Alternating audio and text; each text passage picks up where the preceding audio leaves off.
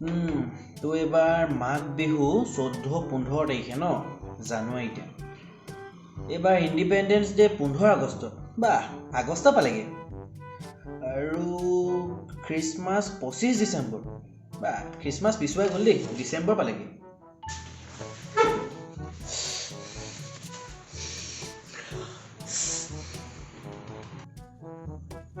কি হলো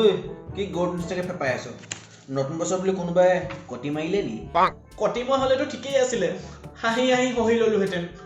তাতকৈ বেছি দুখ লগা কাণ্ড এটা হ'ল বে মোৰ লগত তাই মোক এৰি দিলে বে কি তাই তোক এৰি দিলে এৰক ককেলা মোক কি বালু যায় তোৰ কেলে লগৰটোৰ ভাগৰ ব্ৰেকআপ হৈছে আৰু তই মোক ঠাট্টা কৰিছ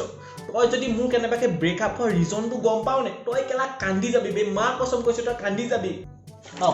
ক ভাই কি হ'ল ক অটো কাৰেক্ট হৈ গ'ল বে অটো কাৰেক্ট হৈ গ'ল মানে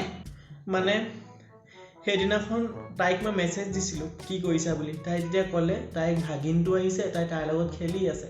তেতিয়া মই খুজি দিলোঁ তাইক তাইৰ ভাগিনটোৰ ফটোখন সেইটো কাৰণে তাই মোক ব্ৰেকআপ দি দিলে বে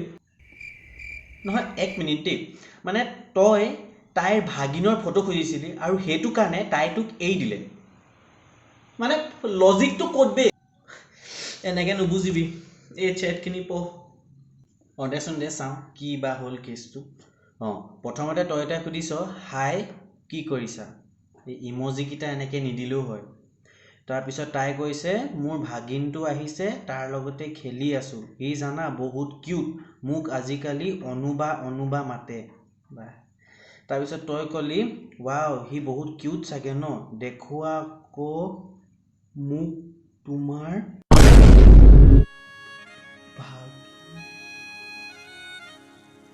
দেখিলি